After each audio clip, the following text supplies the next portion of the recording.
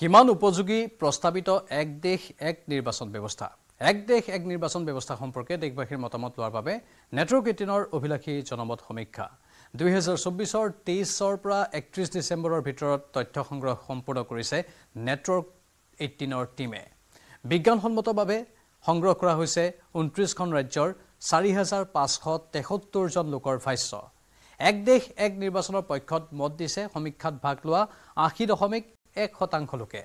সমীক্ষাত ভাগ লোৱা মধ্য পূব আৰু উত্তৰ ভাৰতৰ অধিক সংখ্যক লোকে সমৰ্থন কৰে এক দেশ এক নিৰ্বাচন ব্যৱস্থাক বিপৰীতে দক্ষিণ পশ্চিম আৰু উত্তৰ পূবত কম এক দেশ এক নিৰ্বাচনৰ সমৰ্থক অৱশ্যে ব্যৱস্থাটোৰ বিৰোধিতা কৰিলেও এক দেশ এক নিৰ্বাচনে ব্যয় কমাব বুলি মত দিছে নেটৱৰ্ক 18ৰ সমীক্ষাত ভাগ লোৱা বহুজনে এক দেশ এক নিৰ্বাচন ব্যৱস্থাত ভোটাধিকাৰৰ হাৰ বাঢ়িব বুলি মত আগবঢ়াইছে 72.1% লোকে এক দেশ এক নিৰ্বাচন পদ্ধতি গ্ৰহণ কৰিলে গণতান্ত্ৰিক ব্যৱস্থা মজবুত হ'ব বুলি আশা কৰিছে সমীক্ষাত ভাগ লোৱা 69.9% লোকে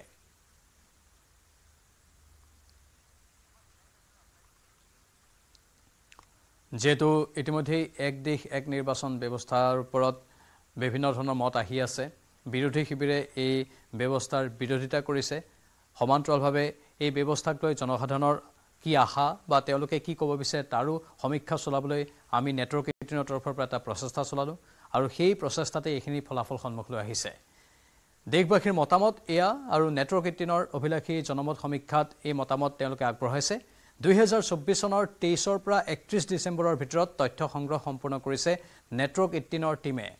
বিজ্ঞানসন্মতভাৱে সংগ্ৰহ কৰা হৈছে 29খন ৰাজ্যৰ 4573 জন লোকৰ ভাষ্য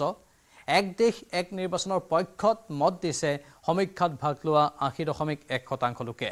সমীক্ষাত ভাগ লোৱা মধ্য পূব আৰু উত্তৰ ভাৰতৰ অধিক সংখ্যক লোকে সমৰ্থন কৰে এক দেশ এক নিৰ্বাচন ব্যৱস্থাক বিপৰীতে দক্ষিণ পশ্চিম আৰু উত্তৰ পূবৰ